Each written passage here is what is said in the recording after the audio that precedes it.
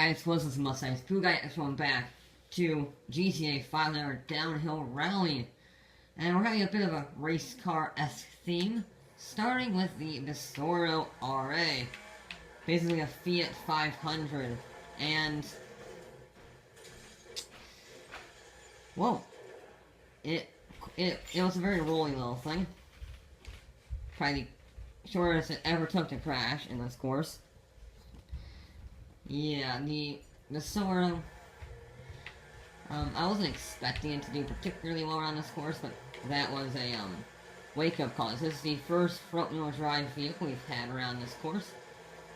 And, well, it's pretty much the exact opposite when it comes to preparedness. It really wants to roll over. Like, just around high-speed corner, you can see that it is not a happy camper down this course. And I kind of went exploring. And then decided to try and hide in the bush, because I was embarrassed. I wasn't expecting the RA to be any good, very good around here, because it is a Fiat after all. However, I was not expecting this level of awfulness. Because I thought, with vehicles such as the Vanger doing very well, that a slower version, as a Fiat, would be rather good, or at least half decent. No, this is awful. This is just atrocious. The back end doesn't have enough grip, the front end doesn't get turned enough, and it hates the bumps, and there are a lot of them. So, it is quite a struggle to get around this course, and you can't hit a curb at all. As shown by the very first corner, you can't hit a curb, you can't hit a bump, you can't hit anything, because otherwise you will spin it. This took it took a long time to get this vehicle down. At this point, I was still getting the car through the opening sections. Yeah, it really hated this course a lot. It was certainly the most difficult vehicle to drive down here. I mean, that's kind of to be expected. In real life, this would be impossible to get down this course, because the suspension would be blown out in 5 seconds. But in GTA, that really doesn't happen, so I thought it'd be at least half decent, but no, the back end does not have enough grip. It's probably one of the most oversteery cars in this game, besides maybe the Cheetah and the Torero. These three probably had to be the most oversteery vehicles in existence in GTA, and it's just awful. You can't cut any corner, even slightly, because it will just spin and roll over. Now, I'm entering unknown territory at this point. I've never gotten this far with the vehicle, so I was being a little cautious with the brakes were good. The brakes were good, I'll give it that. The Bursa, whatever, had phenomenal brakes. Speed wasn't that good. Wasn't terrible, wasn't very good either. Now, over here I just inched my way across because I didn't want to spin out and crash. Came up here and made it.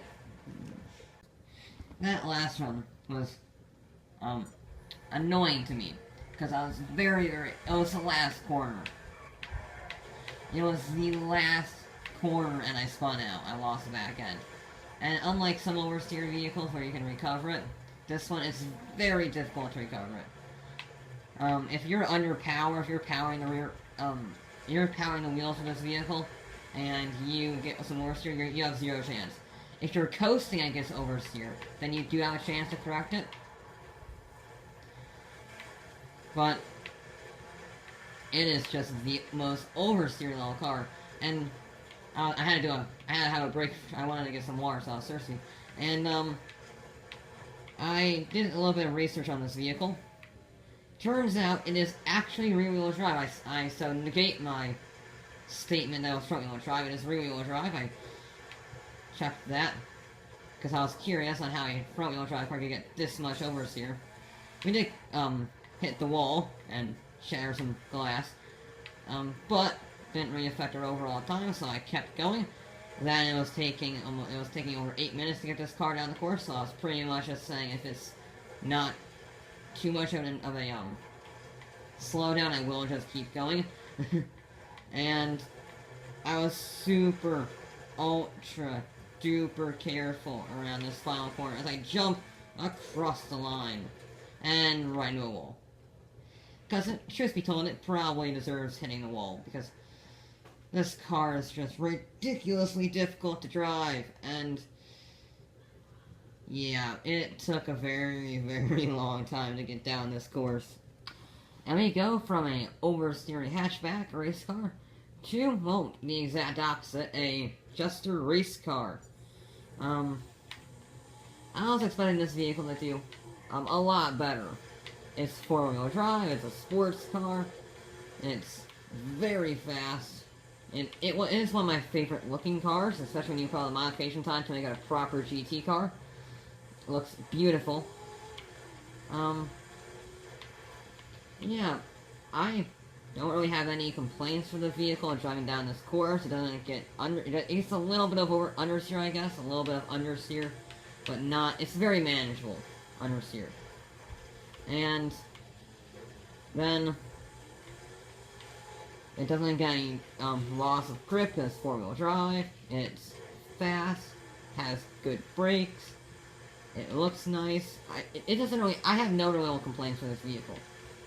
Because if I had braked at that point, I probably would have gone that wall with the Barrasso.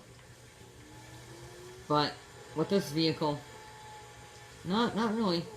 It is lacking, I guess, a little bit of acceleration up that hill, but it's so much nicer to drive. The suspension deals with the bumps remarkably well. I just can't really find any major complaints with this vehicle. It's good to drive, it's good handling, and as you will see here, I made it on my first try with the vehicle. I really like this car. It is much easier, monumentally easier to drive than that Barrasso, but yeah, Dinka Jester race car. Very solid vehicle, nice and composed down the course.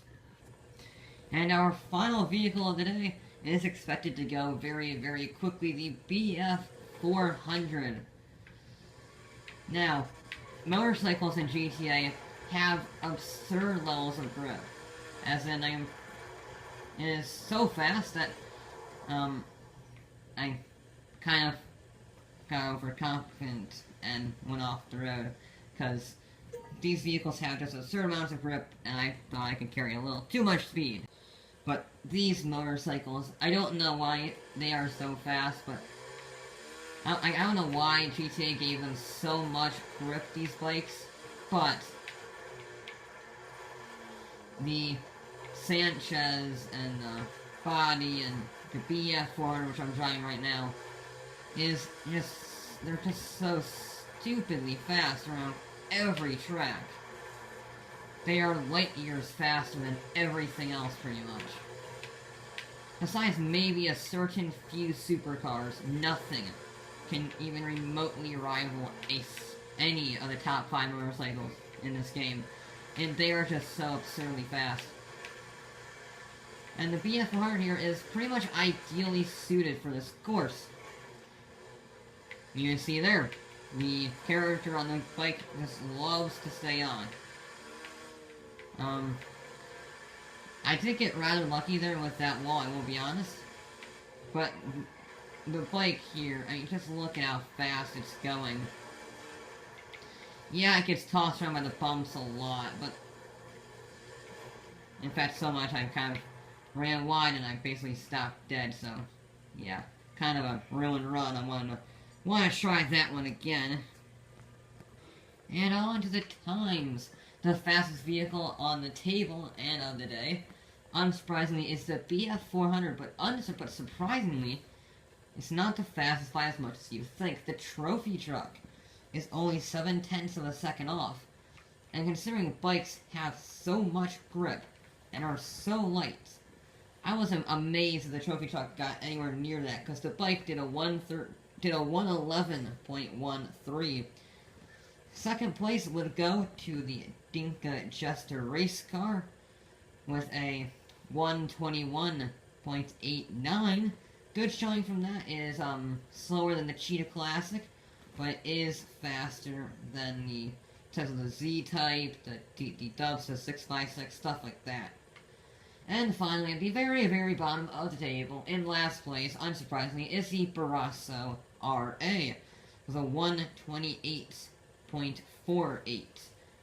It's kind of ironic, you had two very controllable vehicles and one completely out of control death machine that wanted to kill you on every corner. So, yeah, it was an interesting variety of vehicles this episode.